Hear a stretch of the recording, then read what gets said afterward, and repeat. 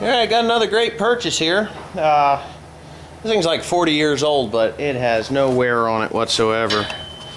It's a 14-foot color mulcher.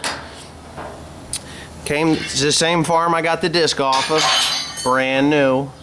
And that thing is, it's brand new. These teeth on the rollers are perfect. The only problem that I have is on... Tim's making some noise. Well, what he's doing is he's taking these plates off of here where they mount to these support rails. They broke off. So all I did was clean them up a little bit here with the grinder so that I get good contact, and I'm going to weld them together. Now, this was an $1,100 buy for a 14-foot color mulcher. Now, I mean, it's kind of small for my operation, but as often as I'm going to use it, it's perfect. So, yeah, there he is. He's got the other plate off, and we're going to clean that. Don't throw it. Well, you listen as good as you speak Spanish. You know that? Yes. How well do you speak Spanish? Can you speak Spanish? ¿Cómo estás? Huh? ¿Cómo estás? ¿Cómo está? Is that a curse word in Spanish? ¿Cómo estás? What's that mean? How are you? I'm okay. What else can you say? Can you say, Let me just say bien. Huh? Bien. bien? I'm fine. Bien. I don't speak Spanish. Okay. What were we saying? Oh, yeah, how Tim listens as good as I speak Spanish. He can speak Spanish better than I do, so I can't speak it at all, you know. A couple of curse words in, I don't know, I think Italian, but we all know those.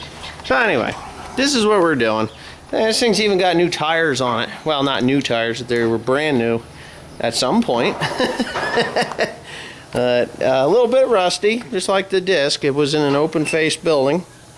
But for the most part, everything works very well. I mean, that's mechanical, but you know what? It's like the Ronco grill, man. Set it and forget it. And it's off to go. But it's pretty heavy. I pulled it. Hey, enough of that. It's pretty heavy. I pulled it behind the 550 all the way home. Of course, that pulled it like nothing, but it was a little wide going down the road. I had some scared city folk. They come across. Geez, this one guy, man, he come around the corner, and I thought that he was going to hit me. And then I had a tow truck, or a rollback truck, that come around the corner 90 miles an hour, it seemed like. He just about ended up in the ditch. But I was only going 30, because it'd get to wagging a little bit if I went any faster than that. So anyway, what I'm going to do is I'm going to start to weld this thing up, and I'll show you after I'm done welding. Maybe I'll get Tim to do some weld videos while I'm welding, but actually I am going to. Tim, you ready to do some welding video here? Come on over here. Let me get set up and you can do the video.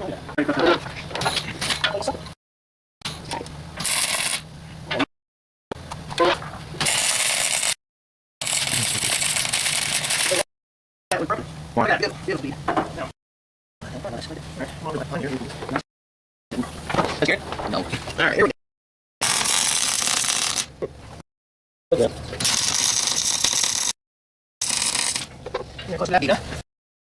Oh, very nice, right? Oh, very nice. All right, get the bottom out, and I'm going to do the inside.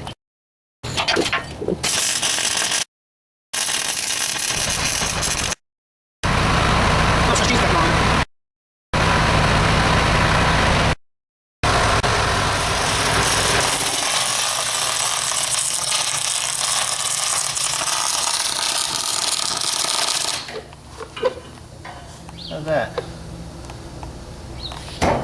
I think that looks wonderful.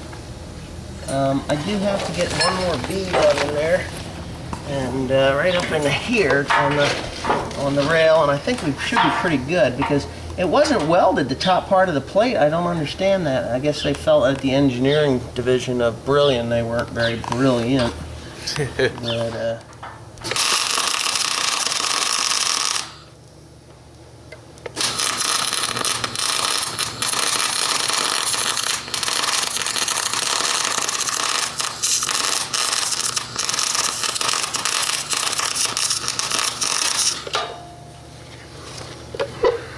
Alright. Well, that'll do. Now we gotta do the other one. Okay. That'll work. Go get the bolts. Put them in. I've got it welded, as you can see, right there, and on the top, and on the side, and on the inside, and everything is good. And I even did the top too. But the next thing is pretty simple. Hold it with that jack. Hold on a second. First place, you got to turn it so it does what it's supposed to do. What we got to do is we got to get this out of here. Look at that. Well, boys and girls, this is kind of an interesting system. I guess there's only one bearing that goes on there, and it sits down in here. I think it just presses in. I'm not really sure. Boy, that's kind of annoying, that air wrench going there. Yeah. Well, we got that apart. I guess what I have to do is... There are two bearings that belong in there and just one. Ow, that hurt. I guess there's only one. Maybe there was two, but there's one now. I'm going to have to figure this one out. I've never messed with one of these, but that actually is broken there. This roller here, it's broken along the edge. But I think, oh, all that thing does is holds that together. So I guess this bearing is just pressed in there. So if I torch it, it should come out, no? Well, we're going to find out. How's that sound? All right. I'm ready to roll here. I'm going to try this thing out on a field that I worked up a couple days ago. And we'll see what kind of job it does. What I have done is I got a new bearing in there. I don't think you can see it too well, but it's in there. I couldn't show you me putting it in because it was just really hard to do. So that's the aftermath. As you can see, I'm just going to give it a quick turn. My hands aren't on it. It's turning all by its lonesome there, doing a good job. We're greased up.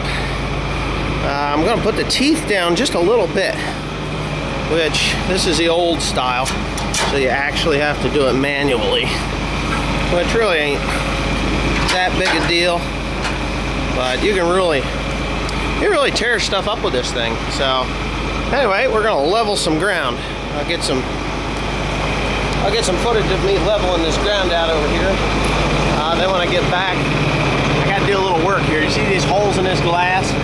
Well, I got some hardware that needs to go in there to make them so they don't make all that rattling